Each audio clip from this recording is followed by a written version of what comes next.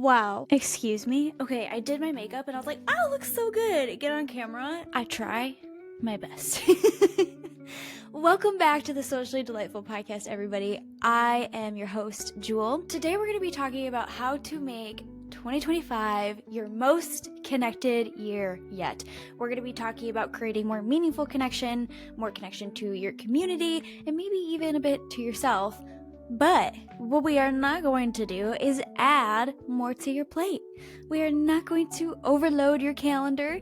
And instead, we're going to be talking about how to create meaningful connection in a way that feels easy, doable, and even rejuvenating. So first and foremost, if you are watching this video and if there is any part of you that feels even like slightly ashamed about not having more connection, we are going to knock that off real quick. And I'm going to explain for like 2 minutes on why connection feels harder in our modern world. So there are a lot of societal structures at play that go into this that have really created a culture of isolation.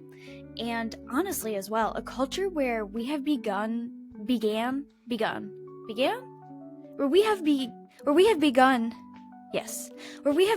see anything that does with social stuff to be a chore. And we view it as a chore because social interaction and connection used to be just a part of our lives because of the societal structures that we used to have. It used to just be built in, and now it isn't. So a huge part of this, honestly, COVID played a huge part because of the workplace changes that took place. The rise of remote work and the gig economy has significantly reduced opportunities for casual social interaction. Research shows that workplace friendships and informal interactions play a key role in our mental health and our social satisfaction, right? We're getting less and less of that. Now, we also have, suburbia to blame here. Like modern urban planning often prioritizes car-centric infrastructure over community-centric spaces. Hugely at play, there has also been a decline of what is called third spaces. You know, when you watch your favorite sitcom and they all meet at like a bar, or like in Friends, they all go to the cafe. A lot of those things have gotten real pricey. And so they've been dying out, especially with us not having to go out to even like get groceries, to get food. Everything can get sent straight to us, so we have this habit of not leaving the house as much. And then of course, y'all know how I feel about social media and how these little boxes in our hand are just used as numbing agents, where we just scroll and scroll and scroll and scroll and scroll and scroll and it sucks up our time and our energy, where we used to just go and like talk to our neighbors and sit on our front porch and maybe have a nice iced tea and say hi to everybody that went by, where we used to go to third spaces. My grandparents had the bowling alley. That was their thing. Who do you think you are? I am! Get it right! So, I just want to start by saying that I know y'all have heard me talk about it incessantly if you are an avid listener, which if you are, thank you so much. Hi. I love you. And it's important for me to keep saying, because we really need to get rid of this shame that there's something like inherently wrong with us if we don't have the connections that we want to have. So I really wanted to make this episode for you, because I don't want friendship to just feel like another thing on your to-do list. Like, oh, I should hang out with my friends more, and I haven't texted back yet. I'm the worst. I want connection to be uplifting to you and energizing, because it's one of the most energizing things when we have meaningful connection. And this is because humans are wired for connection. Y'all, studies have shown that meaningful relationships are just as important, if not the most important thing, for your health, as well as eating and exercising. In fact, research from Harvard's Study of Adult Development ran one of the longest studies on happiness, and they found that our relationships are the single biggest predictor of both our happiness and our health. And loneliness, on the other hand, wow, it can be as harmful as smoking 15 cigarettes a day. Fifth motherfucking teen. According to a study from Perspectives on Psychological Science, it's no wonder we feel so depleted when we don't prioritize connection because it's literally built into our biology. All right? And so we are going to make the solution for you here easy, breezy, beautiful, cover girl. So we're going to break down this goal of more connection, more meaningful connection. We're going to make it simple. We're going to make it fit into your life, and we're going to make it so rejuvenating for you. So one of the first things that you can do to have more connection in 2025 is to streamline consistency. Now, consistency is important in relationships and friendships. Seeing somebody regularly, interacting with somebody regularly. And before you freak out about that, again, I said the word streamline, which is a really fancy word to help us make consistency with your people just part of your life and make it more sustainable. So some ways that you can streamline consistency is to create a routine, like a monthly dinner with your besties where somebody cooks and then it rotates. I'm really big on this rotating thing. I read this Reddit story of this girl who, her and her 3 friends would rotate houses, and then whoever house they were at, whoever was hosting that week would prepare snacks, and like really cheap and easy snacks. And they would eat some snacks and watch a free yoga video on YouTube. Are you kidding me? Are you kidding me? This is exactly how you streamline it. Because once it becomes part of your habit, it becomes part of your routine. It's not on your mental load anymore. It's not something you have to consciously think about and then be like, oh, now I have to deal with the logistics of planning something with people. It's part of your lifestyle, something like that. So a monthly dinner or a weekly coffee chat, even with a coworker. I really recommend book clubs because then you get to bond over this shared experience, and it opens up opportunities for you to get more vulnerable and to learn more about your friends. So book clubs. I'm a part of a book club that meets every other Tuesday, and there's so many times, y'all, where we're like, I can't meet this week, or oh, I messed up, can we change the date? But this book club is very successful and has been going on for quite some time, and it's because it's part of our habit and our routine now, that even if we end up skipping a week, we know we're going to see each other again. It's become part of our lifestyle, our habits, the system. And like with the girls that are rotating, doing yoga days, with that situation, they are also doing something that they want to be doing more of, which is being active.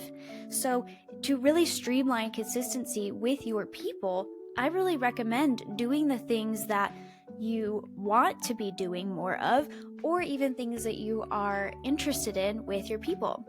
For the longest time, I had a friend who was working on this like paint by numbers thing, and I had another friend who was painting her house. And so we would just meet at my friend's house that was painting her house. She would paint, my friend would do paint by numbers, and then normally for me, I think I just designed like little graphics and carousels, which is pretty mindless for me, for my business. And so we would just coexist together and hang out and talk and do like things that we already would be doing. But this could even be, y'all, going on walks, going grocery shopping, doing something that you were already doing with yourself, or something that you want to be doing more of. One example that I have from one of my clients is that they will meal prep and FaceTime with their friend who's also meal prepping.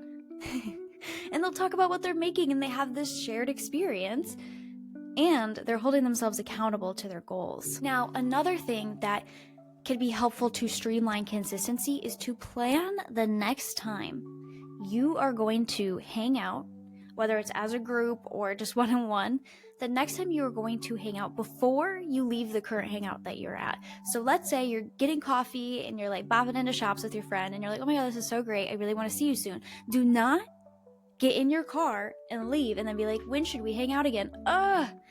For my ADHD little brain, I do not like that. The logistics of texting back and forth, oh my gosh, do not want to handle it.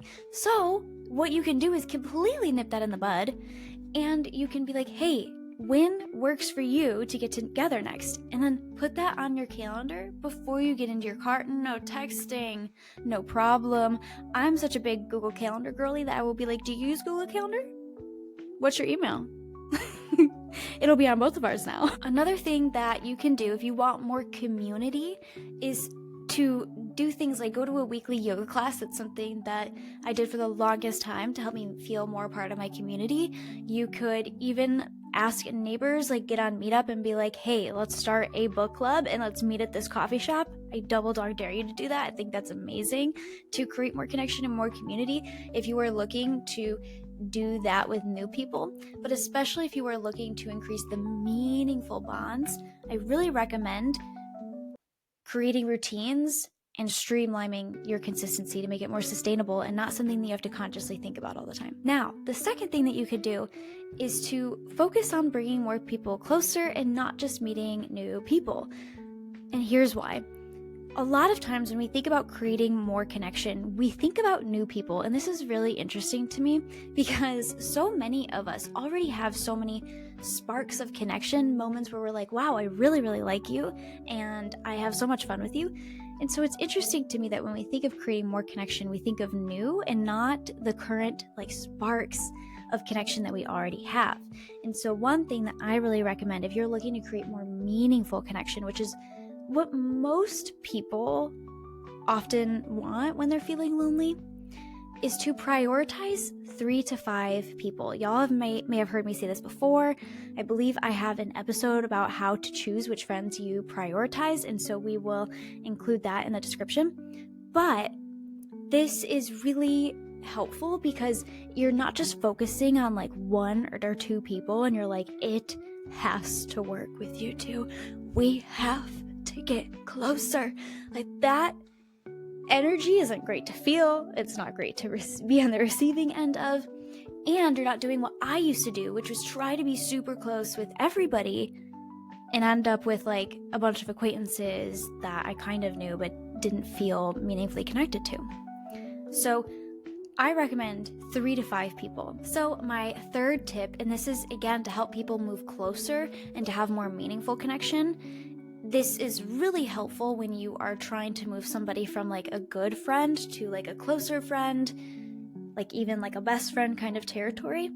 But you can even do this in your community and you would be surprised at how great this could feel. So you can deepen vulnerability and trust just by talking about the friendship itself, or the community itself, the relationship itself.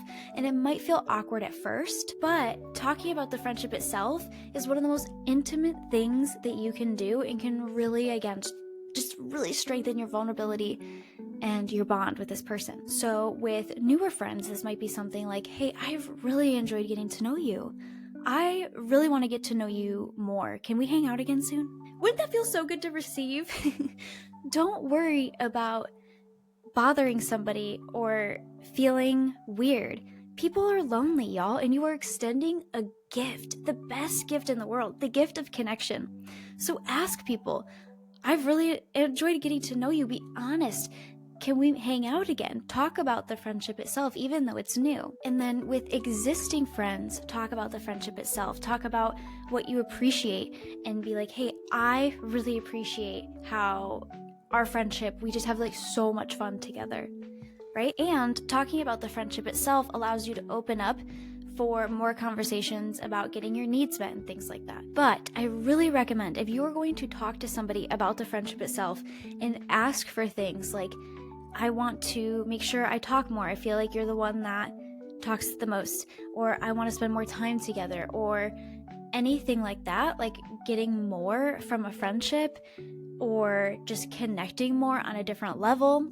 And these conversations are great because they really allow you to collaborate to have the friendship be closer.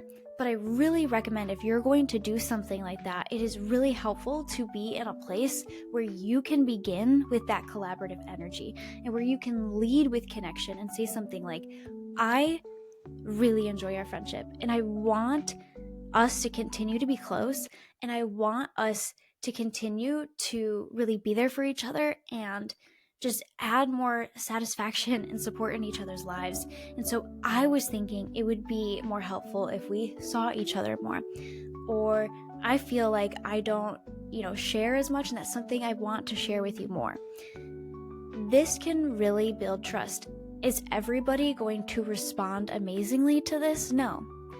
But it is worth trying and having the conversation, because when you do have it and somebody really receives it, it can bring you so much closer. It can fill up your cup with meaningful connection and completely rejuvenate you. So, with existing friends, talk about the friendship itself, but lead with connection. Lead with the intention to connect and to collaborate. And then lastly, and arguably, in my opinion, most importantly, this fourth tip. Now, this tip right here, if you practice it, it's not just going to make it easier for you to be more meaningfully connected, but it's going to rejuvenate you on its own. It's going to really fuel your desire to connect. It's going to turn, oh, I need to reach out to my friends, to, oh my gosh, I want to talk to my friends, and make it easier and rejuvenating and energizing for you. And if you practice this fourth tip, it will make you more authentically charismatic. Science says, baby, I don't make the rules. So this fourth tip is to put on your connection glasses. If y'all have been a listener for a while, you know I am really big on this, and it's for a reason. So your connection glasses are, if you imagine like me wearing some glasses right now, it's seeing through the lens of connection. I'm looking at you through the glass. Because what can happen so easily is our negativity bias, which we are all wired to have, can come into play, and to be like, oh, I'm noticing how these people don't care about me over here, or I'm noticing that maybe I annoyed these people, or they didn't respond as well to my jokes as they did to somebody else. Our negativity bias can have us just be focusing on the negative social interactions or the negative social feedback that we are getting, especially for those of us that are a bit more sensitive to rejection. We will interpret neutral cues, like somebody just having a neutral face. I'm trying my best to have if you're having a neutral face, we will interpret that as a negative. And so putting on your connection glasses is training your brain to look for more of those connected moments and look for more of that positive connected feedback that you are getting. So when I say connection glasses, I mean if you go to a social event looking for things like, oh, I got interrupted, but this person came back around and made sure I had the chance to finish my story. Or I really talked to this person for a long time and they listened to me like so intently, and I really enjoyed connecting with them. I felt so connected with them in that one-on-one conversation. Or if somebody went and made a point to come up to you and say, oh my gosh, hi, it's really nice to see you. Looking for these moments, because if you let your negativity bias run the show, you will completely miss those.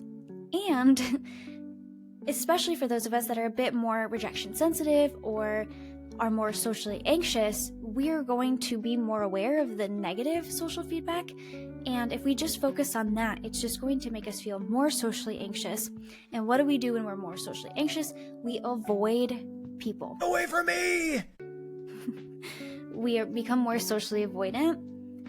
And being socially avoidant is not going to help you achieve your goal of creating more connection this year in 2025. So putting on your connection glasses is so huge.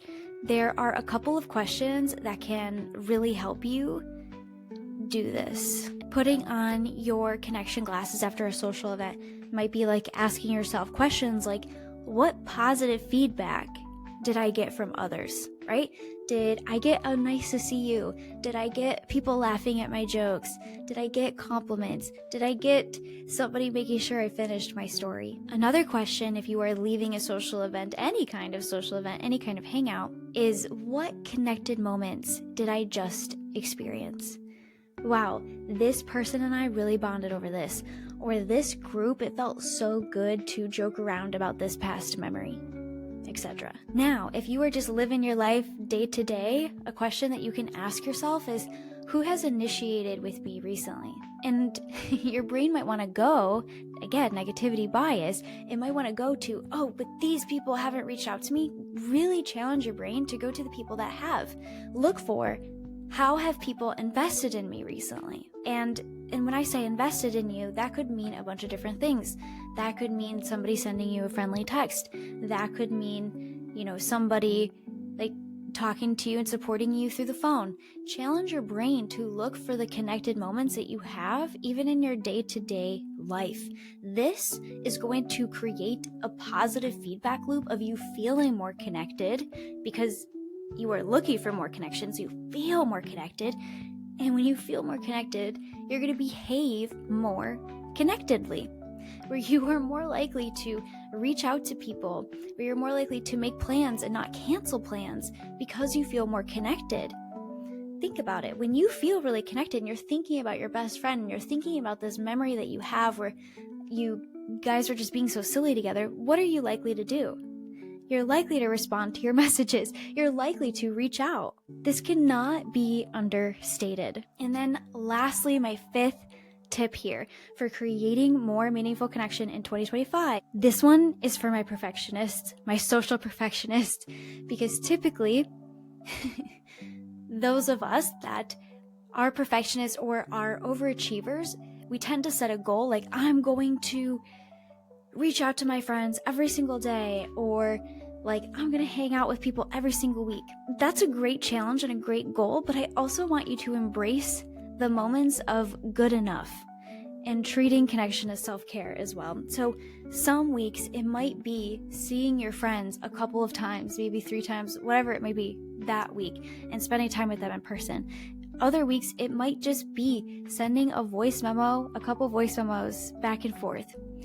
Embrace the concept of this is good enough for an investment, because if you are expecting, oh, I should be with my friends all the time, or we should text or talk every day, that is just going to have you feel less connected. So just embrace the concept of good enough. Sometimes if you're feeling more connected because you're wearing your connection goggles, so you're feeling more connected, you might just do a friendship snack instead of hang out with somebody and send them a text and be like, hey, remember that one time where this thing happened and it was so fun? That can be good enough. Embrace the concept of this is good enough. One last thing that I want to remind you all of, and that is friendship and meaningful bonds. They do take time. They do take consistency, but connection can happen in an instant. Even as you are watching this right now, you can start to think about your friend and start to feel more connected. Connection can happen in an instant. And so there might be times where you feel awkward, where you reach out and something's not reciprocated, or when plans fall through, you're like, oh my gosh, why did I even bother? It doesn't mean that you're failing. The key is to understand that these moments are going to happen, anticipate them, and that small, consistent steps lead to big, meaningful progress. Small moments of connection lead up to those big, meaningful bonds that you want to have this year for you to feel more connected. And if something like that happens where a plan does fall through or somebody doesn't reciprocate with you, connection can happen in an instant. The next connection is right around the corner. So, to bring it all together, 1, streamline your consistency. Get that off your mental load and just part of your routine. 2, focus on bringing people closer and not just meeting new people. Prioritize people. And if you are looking to prioritize a community that meets regularly. 3, talk about the friendship itself. Talk about the bond itself. 4, put on your connection glasses. Look for those connective moments. It takes a little bit of effort in the beginning, but as you keep doing this, it builds like a snowball. It gets easier and easier and easier to do until it becomes pretty habitual, as it really has for me. And then 5, embrace good enough connection. When you do this, y'all, you make connecting easy, sustainable, more joyful, and it feels less like a burden and more like the gift that it is. And again, in our world that is more socially disconnected than ever, this is just one of the best things I think you could ever do for yourself, for your health, and for the other people around you. It really is like giving back as well because you are connecting with other people around you. So if this episode resonated with you, I encourage you to listen to the episode about medium friends, which is a very interesting topic, and priority friends. And so I have linked those episodes down below for you to check out, and I'll see y'all next time. Thanks for joining me on the Socially Delightful podcast. I'm Jewel, and I'm truly so grateful that you came and hung out with me today. If this podcast meant something to you, it would mean so much to me if you left me a review so that way I could keep making content that you love. And if you really want to make my whole day, share this podcast to your Instagram story and tag me at Connection with Jewel so I can shout you out. Or send me a message and let me know what resonated with you or what you want to hear next. And I'll see you at the next episode.